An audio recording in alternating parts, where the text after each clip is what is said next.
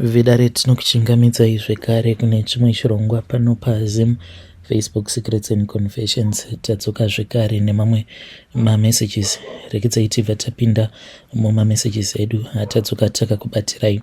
Message yedu yekutanga yakamira sekudai so: hanzi makadii zvenyu mukoma, ndinokumbirawo kuti munge muchindiposterawo nyaya yangu makaviga chitupa changu. Iniwo zita rangu ndinonzi Tandi, not a real name. Ndiri mukadzi ane makore 29 years ekuberekwa. Ndakakurirawo muBulawayo, but currently I am staying with my husband kunoko kwatiri kuEurope. So nyaya yangu iyi yandikuda kukuudzai, kana ndiri seni zvangu, it gives me a lot of painful memories. Saka ndainge ndichiri mwana mudiki when my mother passed away. So iwo amai vangu pavakashaika, she then left me as an orphan. Baba vangu ini handina kana kumbogara ndakavaziva, saka amai vangu vakangomitisiwa nababa vangu. Then my father, he just disappeared from our lives.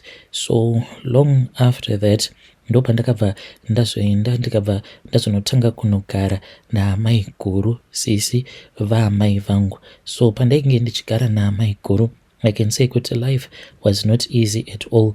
Zvinhu zvainge zvakaoma, handidi kukunyeperai. Amai guru vainge vari munhu uya wekuti vainge vari very strict, which was a good thing, but kwandiri manje vainge vari too strict when it came to me.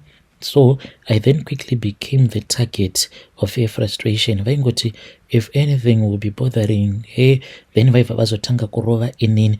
I remember kuti kana kamurovero kacho kavainge vachindiita, pane kwekwe kurova kwekuti unenge uchidisciplina mwana, then nekumwe kurova kwekwe kwekuti mwana unenge wakamuvenga, usingamufariri uye zvekare usina kwekuti unokwanisa kumuendesa. Saka even right now zvinondiaffecta zvisingaiti. Saka ndinodawo kuti my other fellow Christians vange vachindibatsira, because ivo my guru vangu ava, like right now with the way that I talk to him, even though ndisingakwanisi kuvarakidzira kuti I am bitter, but ndine imwe bitterness yandiinayo mumwoyo mangu because of what she did to me.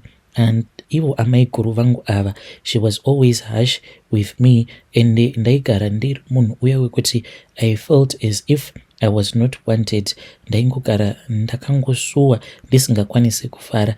Ndaiti kana ndikaita sekunge ndafarawo nevamwe, ndaibva ndanzi iwe nyarara nekuti uri kuita noise. Apa ndainge ndichifungidzirawo kuti sezvo vainge vari amai guru, sisi vaamai vangu, she was going to give me the same love iyo yavainge vachipawo vana vavo, but as for me it was very different. So ndaigara ndichingoudzwa kuti ndainge ndiri mutoro. Vaiti kana vakatanga kucomplaina, so pane kumwe kudemba kuye kwekuti unenge uchidembera mwana wekuti haana kana zvaanokwanisa kuchinja, vaibva vatanga kudemba, and vachidemba kudaro it was a way of her showing me kuti inini I was a burden to her. Zvino nguva iya yekuti tava kuda kudya, eiti kana yasvika then ndaizoti paya kana ndikakasikawo kudya, munongoziva zvinoita vana vadiki. So ndaiti kana ndadya paya, so when I would feel kuti I am not okay, handina kuguta, ndobva ndati let me go to the kitchen ndinge ndichipakura zvekare. So ndaibva ndaita sekunge munhu anenge akomita a very big crime, uye vaibva vatondirangaridza kuti inini pamba pavo ndainge ndiri mutoro, uye zvekare ndainge ndiri munhu ainge achikara ndichipedza chikafu. Kana dziri nyaya idzi dzekuti mabasa ose epamba vakatosvika pakutodzinga mushandi wavo, musikana wavo webasa, because inini ndini ndainge ndava kutoshanda sekunge ndainge ndiri musikana wavo webasa. Vamwe macousins angu vaiti vachitamba kana kuona mamovie, inini ndainge ndiri busy ndichingoshanda iwe ndichingoshandiswa sekunge ndainge ndiri nhapwa. Even how I managed kuti ndinge ndichizopasawo handitombozivi, asi ndinongoti inyasha dzaMwari, because nguva zhinji ndainge ndisingatombokwanisi kana kuenda kuchikoro, because vainge vaine umwe mwana wavo ainge achiri kuma 2 years at that time, apo pandainge ndava kufanira kuti ndinge ndichienda kunonyora O level yangu. Saka mwana uyu aiwanzo kurara masikati, like kuma 4 aibva arara. Zvino aizoti akarara kubva kuma 4 kunosvika kuma 7, aizoti kana amuka paya vobva vanditi chitamba nemwana. Apa panguva yacho ndinenge ndava kudawo kuti ndinge ndichitanga kuverenga. Mwana uyu aiti kana amuka kudaro aizotokwanisa kana kutorara kuma12 kana kuti kuma1. Apa ainge achinetsa achida kuti ungogara uchingomupa attention. Vanhu vose vaenda kunorara, ndongosara ndakagara naye mudining.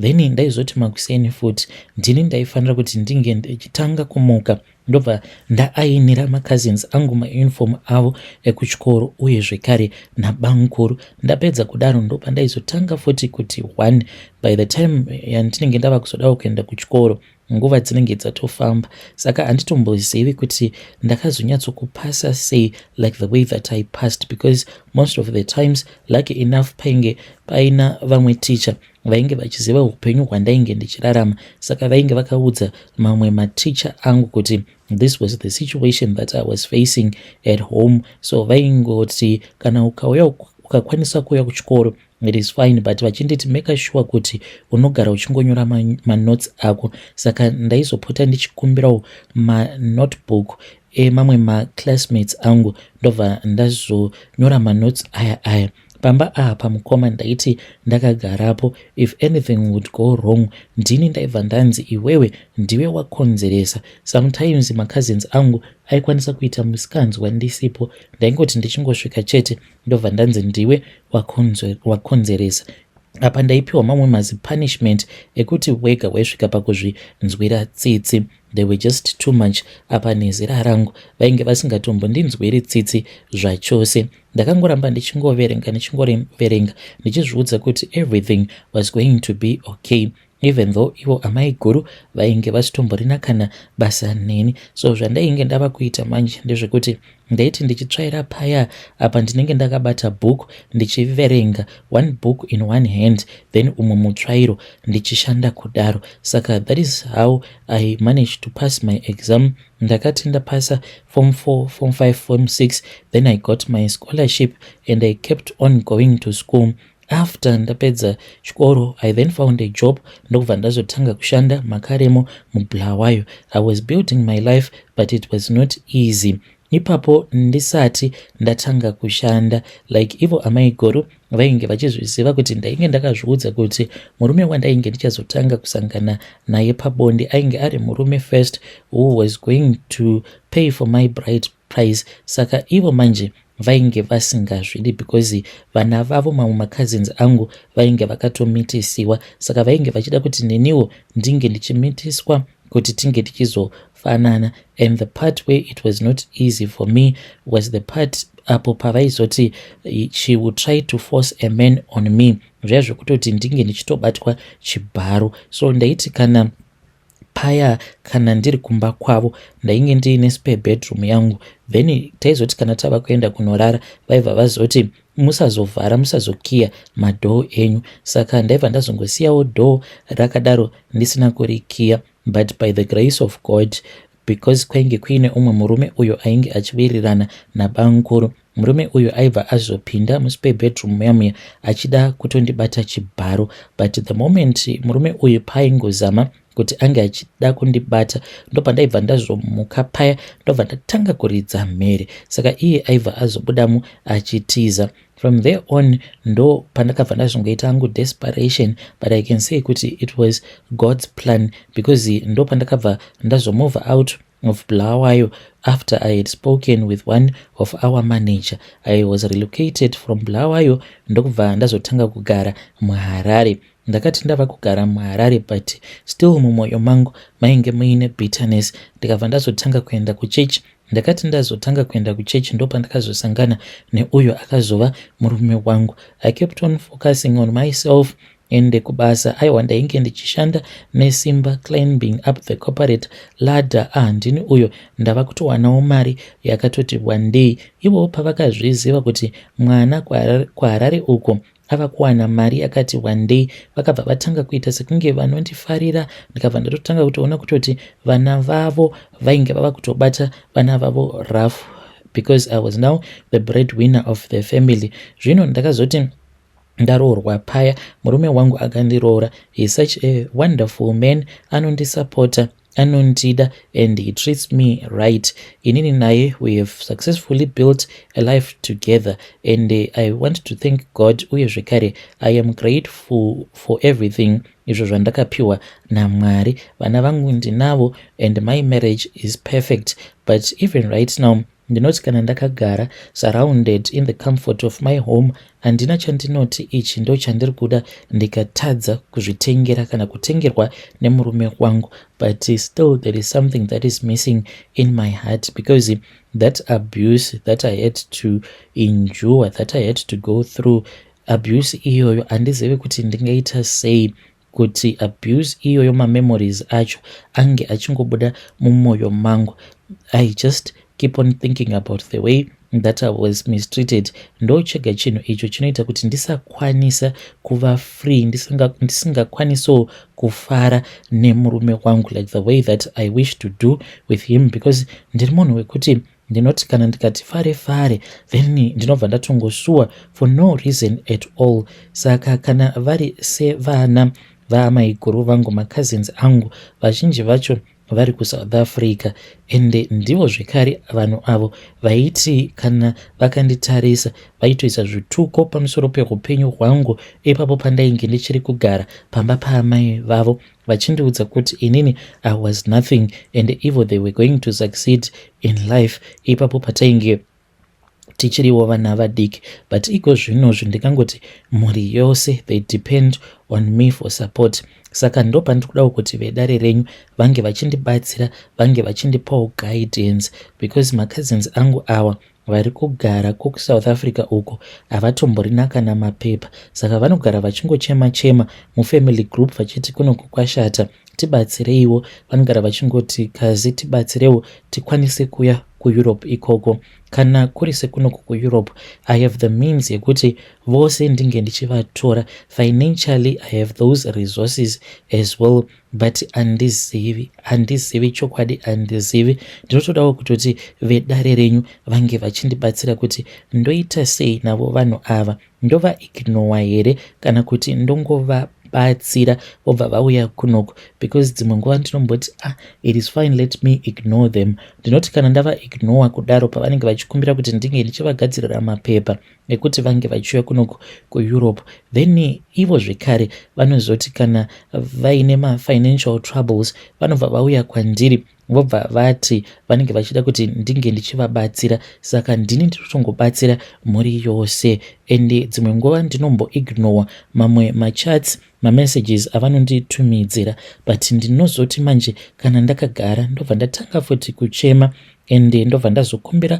Mwari ruregerero, then ndinobva ndazovapa mari. Vanoti kana vandifonera kudaro vachichema vachiti sisi kunoku zvinhu zvakaoma, mwana wangu iko zvinozvi haasi kutoenda kuchikoro, tarirai muone kana mamessages andiri kutumidzirwa naticha vacho. Saka ndinobva ndatongovatumidzira mari iya. Sometimes ndinobva ndambotanga ndanyora message, but ndisati ndatumidzira message iya ndinobva ndazoidelita. Apa ndinenge ndanyora message ndichiti nhasi uno ndini wamava kuda kukumbira mari, but do you remember how you used to treat me panguva iya yamainge muchiti inini I am next to nothing, but at the end of the day ndinobva ndangoti it is okay, ndidzoka hama dzangu idzo dzandiinadzo, ndinobva ndavatumidzira mari.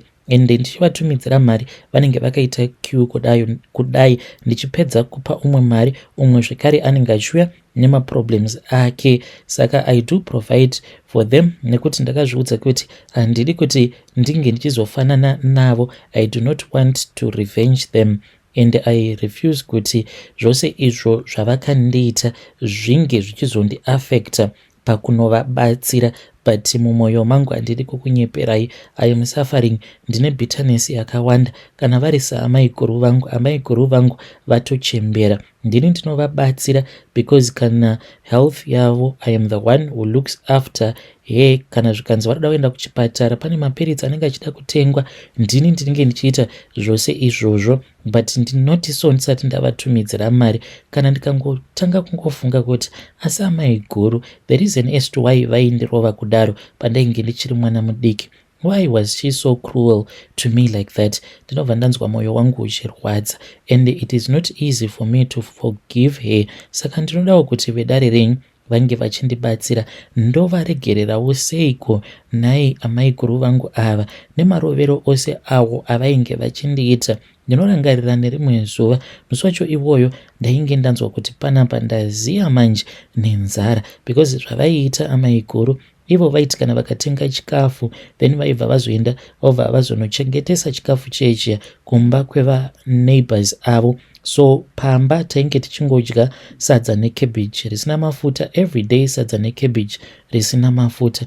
Ivo manje zvavaiita vaitosarudza kutoti vange vachizvipakurira, then kana vazvipakurira kudaro vaibva vazoenda panext door. Izvo ndopavainge vachichengetesa like some of the meat and some nice stuff. Saka vaibva vazoenda vobva vazonobika ikoko. Inini ndini ndega ndaizongodya sadza necabbage rinenge risina mafuta.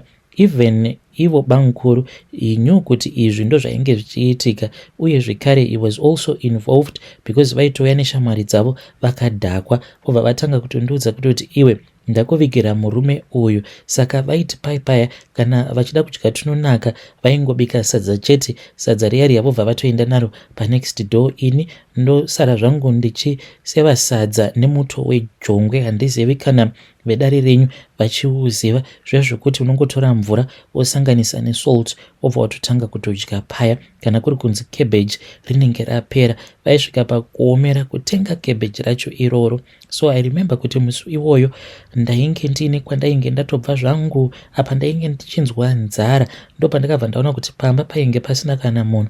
Ndakati ndichingopinda mukitchen ndikabva ndaona kuti mainge muine basin rainge riine nyama. Ndokubva ndangotora nyama ndokubva ndangorumirira kure zvezvo zvokuti semunhu ainge agarawo kwenguva yakareba asina kana kumbodya nyama. Saka pavakazozviziva ivo amai guru pavakadzoka, handizivi kuti vakazviziva sei, vakabva vandidana vakabva vanditi iwewe uya pano. Ndakarohwa mukoma zvekuti ndakasvika pakunzwa sekunge ndainge ndava kuda kufa, because ivo vainge vaine these old sofas zvekuti kana musoro wako waikwanisa kutokwana. Saka vakabva vazonditi rara pasi, ndokubva vazonditi ndinge ndichiisa musoro wangu pazasi pesofa paya. Then vakabva vatanga kundirova. Ndaiti ndikada kusimudza musoro kudai ndaibva ndablokwa nesofa. Ndakarohwa mukoma kusvika ndangoti zii, ndikangoti chindiurayai zvenyu vachindirova. Ndokusaka mumwoyo mangu muine imwe bitterness isingaite. Handizivi kuti bitterness iyi ichabuda sei mumwoyo mangu nekuda kwezvose izvo zvakaitika. I know kuti zvose izvo zvakaitika, it made me to become strong, and for that I am thankful. But what worries me is inini as a Christian woman handifaniri kuti ndingoramba ndine this kind of bitterness mumwoyo mangu. Handizivi kuti ndingaitawo sei kuti bitterness iyi iri mumwoyo mangu ndinge ndichizokwanisawo kuibvisa. Vedare ndo message iyo yandakatumidzirwa ichibva kuna vahanzvadzi vedu. Zvakangoma hazvo vedu. Ngatitaurei navo vahanzvadzi vedu ava mucomment section. Hanzi pandainge ndichiri mwana mudiki vaitongonditi iwe uchatongofa uri murombo, but now in the family ndini ndava breadwinner, ndini ndava kuchengeta everyone. Ngatitaurei navo mucomment section. Hanzi ndoita sei? Vamwe vangu ava macousins angu ndovagadzirirawo here mapepa vouya kuno kuEurope, kana kuti ndongoramba ndichingova ignore. MuSouth Africa macho mavari havana mapepa akakwana ekuti vange vachigaramo. Zvakangoma hazvo vedu.